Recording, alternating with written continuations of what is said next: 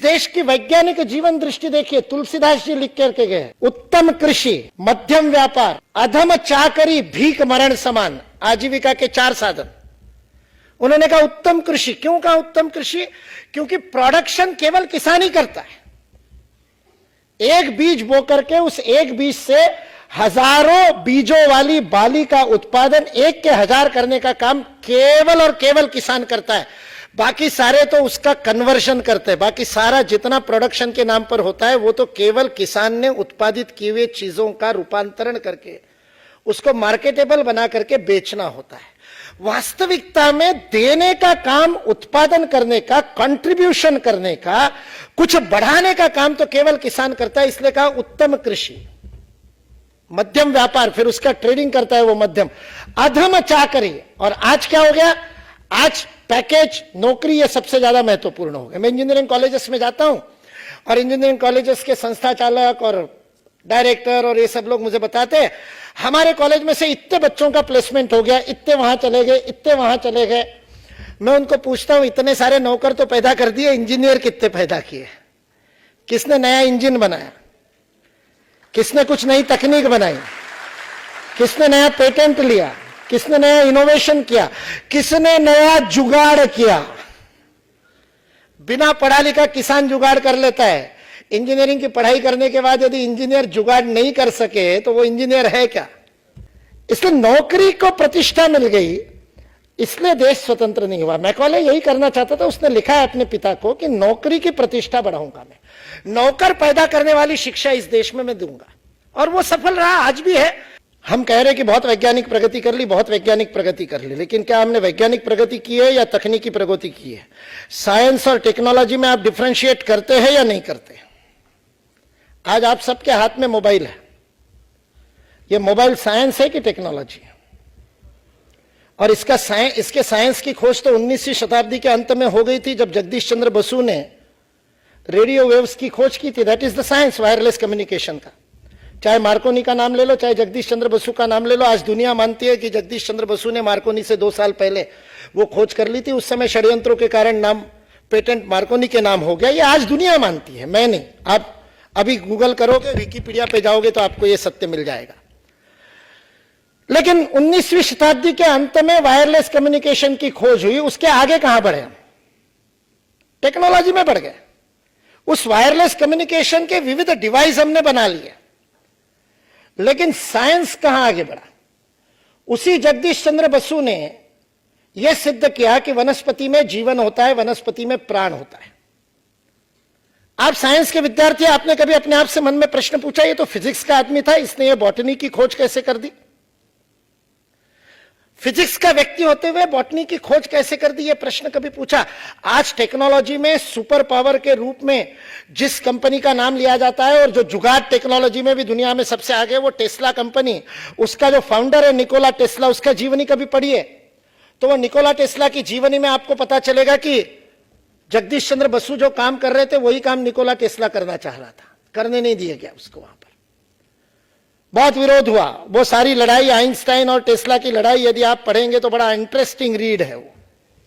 फिर आइंस्टाइन के भी सब विरोधी हो गए, क्योंकि नया साइंस कोई देता है तो उसका विरोध उस समय होता है। स्ट्रिंग थ्योरी को आज सब लोग मान रहे हैं, उसको आइंस्टाइन ने जिस समय कहा तो उसको पागल कह दिया कि ये हो नहीं सकता। स्ट्रिंग थ्योरी कैसे हो सकती है? या तो वेव होगा या पार्टिकल होगा, ये दोनों का एक दूसरे का बदलने वाला कैसे होगा? इसलिए साइंस कहां है, मैं आपसे प्रश्न पूछ रहा हूं। टेक्नोलॉजी तो बहुत आगे बढ़ रही है। जगदीश चंद्र बसु ने वनस्पति में प्राण है यह सिद्ध किया, उसके लिए यंत्र बनाया और उस यंत्र को बना करके उन्होंने स्थापित कर दिया कि वनस्पति में प्राण है। केवल ये नहीं, निकोला टेस्ला के पेपर यदि आप पढ़ेंगे 19वीं शताब्दी के अंत में, क्योंकि निकोला टेस्ला स्वामी विवेकानंद के साथ 7 दिन रहे थे, स्वामी विवेकानंद उनके साथ 7 दिन रहे, क्योंकि स्वामी विवेकानंद वहां गए थे तब। और निकोला टेस्ला ने अपने पेपर में लिखा है कि स्वामी विवेकानंद से मैंने उपनिषद जब पढ़े और उपनिषदों का ज्ञान प्राप्त किया तो मुझे जीवन की तरफ देखने की एक नई दृष्टि मिली। उस समय, जिस समय विज्ञान जड़ और चेतन को बिल्कुल अलग अलग रूप से देखता था, मैटर एंड एनर्जी को बिल्कुल अलग अलग रूप से देखता था। Matter can be converted into energy और एनर्जी का घनीभूत रूप ही जड़ है, यह अभी तक आइंस्टाइन ने सिद्ध नहीं किया था। आइंस्टाइन ने उसका E = mc² का फॉर्मूला नहीं दिया था, उस समय की बात है। और उस समय उपनिषद ये कह रहे हैं कि कण कण में चेतन व्याप्त है, कण कण में ऊर्जा है। और उस समय नहीं, हजारों वर्षों से कह रहे हैं। और इस देश में उसको लेकर के काम हुआ, उसको लेकर के विज्ञान चला, लेकिन वो विज्ञान हमने छिपा दिया। स्वामी विवेकानंद ने निकोला टेस्ला को वो जीवन दृष्टि दी। निकोला टेस्ला ने वह साइंस दिया जिसका फॉर्मूला आइंस्टाइन ने आगे चल करके दिया। आइंस्टाइन ने अपने E=mc² वाले पेपर में निकोला टेस्ला को क्रेडिट दिया है उस बात के लिए कि ये थ्योरी पहले निकोला टेस्ला ने दी थी। और निकोला टेस्ला ने क्रेडिट विवेकानंद को दिया है, उपनिषद को दिया है। जगदीश चंद्र बसु स्वामी विवेकानंद के साथ 15 दिन रहे थे सन 1900 में, at the turn of the century, 19th century के टर्न पे, जब पेरिस के अंदर विश्व विज्ञान परिषद हुई थी, वर्ल्ड साइंस कांग्रेस हुई थी। और उस वर्ल्ड साइंस कांग्रेस का कीनोट एड्रेस स्वामी विवेकानंद ने दिया था। Swami Vivekananda was invited to give the keynote address of World Science Congress. और उसमें उन्होंने ये जड़ और चेतन के एकत्व की बात रखी थी आइंस्टाइन द्वारा E=mc² देने के लगभग 10-11 वर्ष पहले स्वामी विवेकानंद ने। और लगभग उपनिषद का एक श्लोक उन्होंने बोला था जो लगभग यही बात कहता है, जिसमें वो उपनिषद का ऋषि कह रहा है कि किसी भी वस्तु को यदि आप प्रकाश की गति से प्रक्षेपित करने में सफल हो जाते हो तो वो ऊर्जा में परिवर्तित हो जाती है। दिस इज E=mc², क्योंकि c is velocity of light. मैं ये बात इसलिए बता रहा हूं कि जगदीश चंद्र बसु ने इस पर काम किया। और उन्होंने कहा जब सारे विश्व में चेतन तत्व है, ऊर्जा है, तो इसको मैं सिद्ध करता हूं। तो उन्होंने प्राणियों में तो मान ही रहे थे, वनस्पति में मान नहीं रहे थे, तो वनस्पति का सिद्ध कर दिया।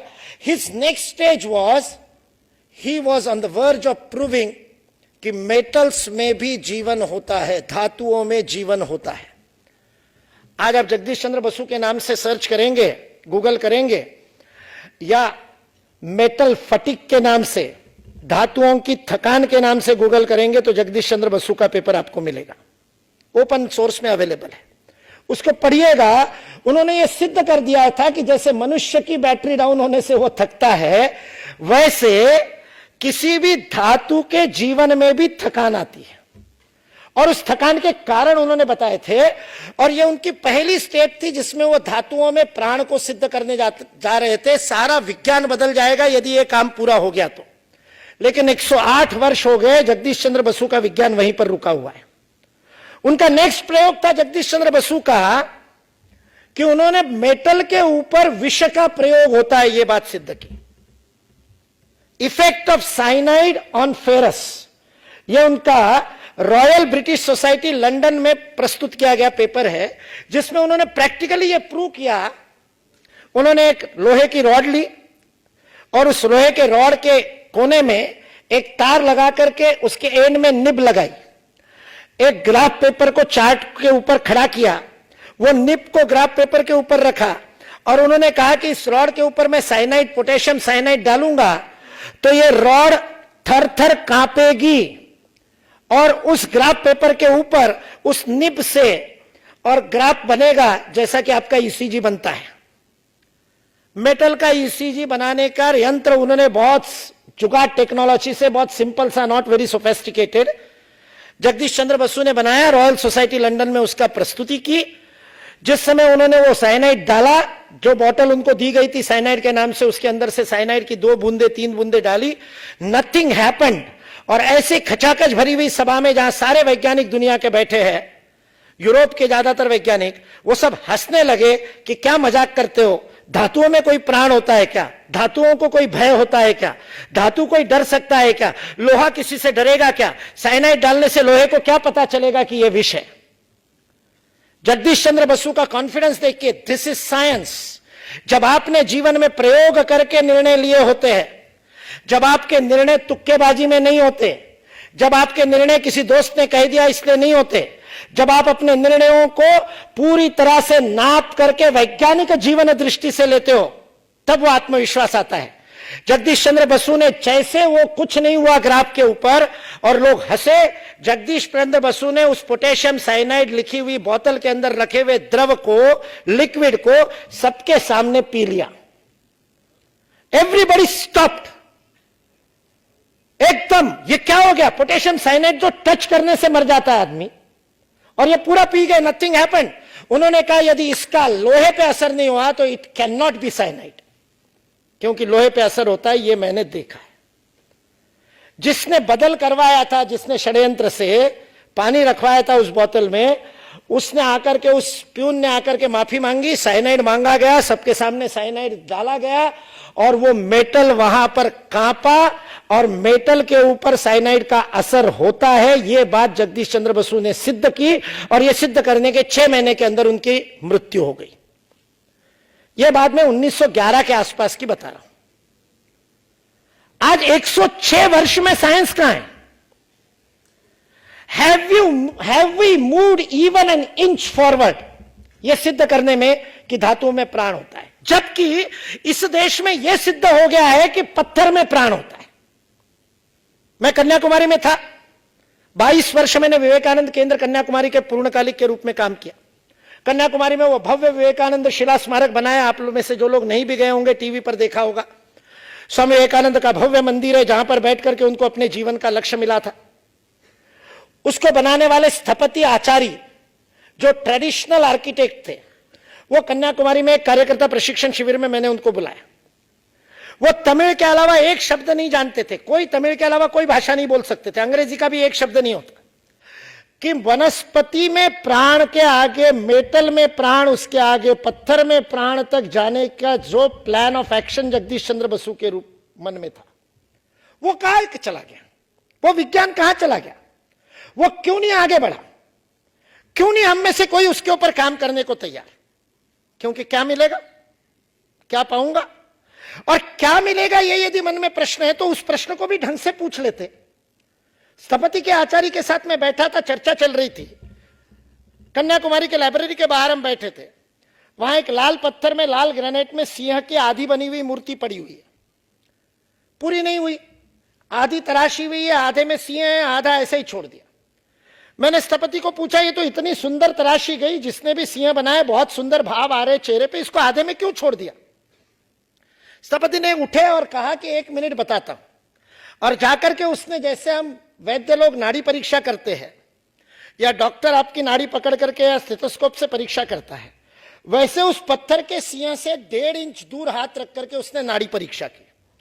और नाड़ी परीक्षा करके फिर उसने मुझे बताया कि अब मुझे पता चला क्यों नहीं हुआ। तमिल में बोल रहे थे वो, और उन्होंने बताया कि ये इसलिए नहीं बना सिंह क्योंकि ये स्त्रीलिंगी पत्थर है, जिसमें से पुल्लिंगी मूर्ति बनाने की कोशिश की गई। मैंने कहा पत्थर का भी लिंग होता है, पत्थर का भी जेंडर होता है। तो जब ये मैंने प्रश्न पूछा तो उन्होंने कहा 12 साल की आयु में जब अपने बच्चों को स्थापत्य शास्त्र की दीक्षा देते हैं तो पहला काम यही सिखाते हैं कि पत्थर के प्राणों को पहचानना। केवल स्त्रीलिंग, पुल्लिंग और नपुंसकलिंग, केवल ये 3 ही जेंडर ही नहीं होते हैं, केवल इतना ही नहीं होता, तो उसमें सत्व रज तम के अनुसार प्राण के अलग अलग गुण भी होते हैं।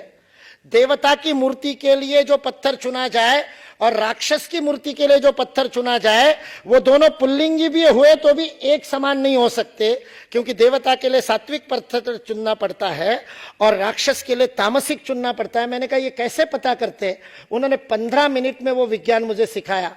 आज मैं पत्थर को हाथ लगा करके उसका जेंडर समझने जितना सीख गया हूं प्राण विद्या को। ये जगदीश चंद्र बसु के काम को इस देश में हजारों साल पहले नहीं, आज भी हो रहा है, ये बताने के लिए मैं बता रहा हूं। लेकिन वेयर इज अवर साइंस? क्यों? क्योंकि जीवन के प्रति हमारी दृष्टि साइंटिफिक नहीं है, वैज्ञानिक नहीं है।